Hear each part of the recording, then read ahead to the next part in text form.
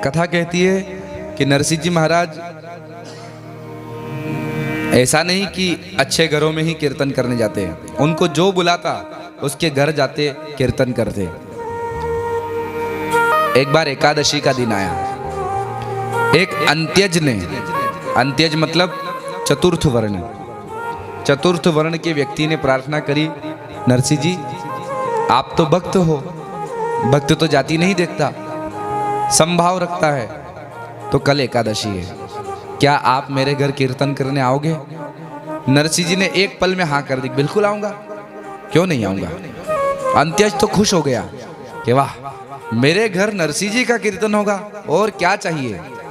वो अंत्यज घर गया, उसने सारी तैयारियां करी, अपने पूरे परिवार को इकट्ठा किया, शुद्ध सात्विक भोजन बनाया और बढ़िया परिवार को भोजन करवाया, और ठाकुर जी का बढ़िया फुल बंगला सजाया, और कीर्तन होने वाला है तो इंतजार करने लगा कि नरसिंह जी आने वाले हैं। रात्रि का समय हुआ और नरसिंह जी की पत्नी का स्वास्थ्य बिगड़ गया। 2-3 दिनों से पूर्व से वो अस्वस्थ थी, ज्वर के कारण पीड़ित थी। आज ज्वर इतना था कि नरसिंह जी ने देखा तो पता चल गया कि अब मेरी धर्म पत्नी नहीं बचेगी। नरसिंह जी ने कहा, देवी उस अंत्यज के घर कीर्तन करने जाना था, पर तुम्हारी यह दशा देख करके मेरा मन नहीं हो रहा है कि मैं जाऊं। पर धन्य है नरसिंह जी की पत्नी, जिन्होंने कहा कि स्वामी कीर्तन तो बहुत सारे घरों में आपने किया, लेकिन ये एक वर्ग ऐसा है जिसने आपसे आस लगाई है। अगर आज आप नहीं गए तो ये क्या सोचेंगे कि देखो नरसिंह जी बड़े बड़े घरों में जाते हैं, उत्तम वर्ण वालों के वहाँ जाते हैं, हमारे यहाँ नहीं आए, तो ये भेदभाव समाज से समाप्त नहीं होगा। इसलिए प्रार्थना यही है कि शरीर तो आया ही जाने के लिए है, आज नहीं और कल जाना है। बस स्वामी ये भगवान की जो लगन है, भगवान का जो कीर्तन है, आप उनको लगा कराओ और जाकर उनके घर आप कीर्तन करो। मुझे तो आज नहीं तो कल जाना ही है।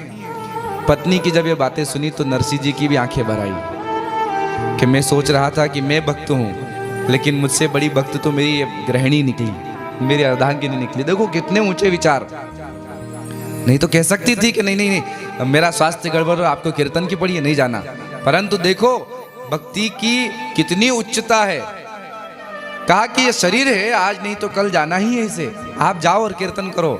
नरसिंह जी गए और जाकर उस अंत्यज के घर कीर्तन हुआ, और आज नरसिंह जी ने जितनी देर कीर्तन किया आंखों से अश्रुपात बंद नहीं हुआ। आंसुओं की धाराएं जैसे गंगा और यमुना बहती है, ऐसी धाराएं बहने लगी। अर्धरात्रि का कीर्तन चल रहा था, एक सेवक आया और उसने आकर नरसिंह जी को खबर दी कि नरसिंह जी आपकी अर्धांगिनी नहीं बची। नरसिंह जी फूट फूट कर रोने लगे।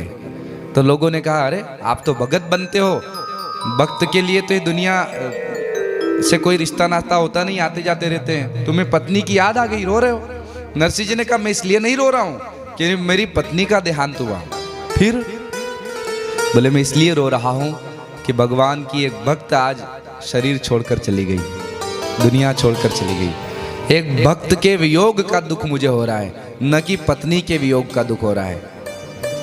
लोग वाह वाह करने, वाह जय हो नरसिंह जी की, जय हो नरसिंह जी की। रात भर कीर्तन हुआ। दूसरे दिन पत्नी की अंतिम क्रिया नरसिंह जी ने की, और फिर वापस नरसिंह जी अपने साधुओं के साथ, संतों के साथ कीर्तन भजन करते रहे। बहुत सारे उतार चढ़ाव नरसिंह जी के जीवन में आए, बहुत सारा विरोध हुआ। एक बार तो द्वारिकाधीश के दर्शन करने नरसिंह जी और उनके काका पर्वत राय ये द्वारिका जा रहे थे। मार्ग में उनके काका पर्वत राय जी को भूख लगी, तो उन्होंने कहा, नरसिंह जी भूख लग रही है, कुछ भोजन की व्यवस्था हो तो हम भोजन कर लेते हैं।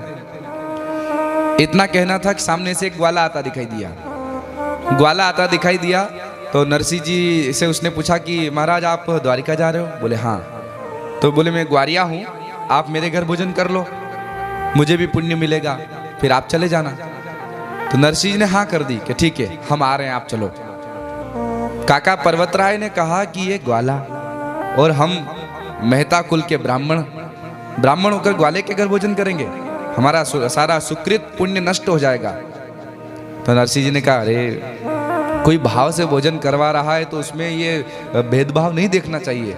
आगे आकर के उस ग्वाले ने कहा। काका ने नहीं बात मानी और काका ने कहा कि आप जाओ, मुझे नहीं जाना। नरसिंह जी गए, उस ग्वाले के घर भोजन किया, नगर भ्रमण करके और वापस आ गए।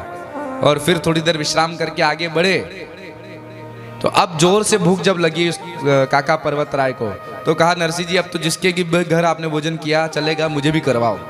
तो कहा कि ये सामने ही नगर, चले जाओ। जब झाड़ियों से आगे गए तो वहां न कोई नगर, न कोई ग्वारिया, न कोई भोजन। साक्षात द्वारिकाधीश ने एक नया नगर, नया परिवार, नया ग्वाला सब तैयार करके और नरसिंह जी को भोजन करवा दिया। तब पर्वतराय नाम के काका चरणों में गिर पड़े, नरसिंह जी धन्य हो आप, आपकी सेवा के लिए ठाकुर जी आगे आगे चलते हैं, जय हो आपकी। देखो नगर का नगर बन गया और आपको भोजन करवा के नगर अदृश्य हो गया। ये सब भगवत लीला थी, वो गांव नहीं था। ऐसे कई चरित्र नरसिंह जी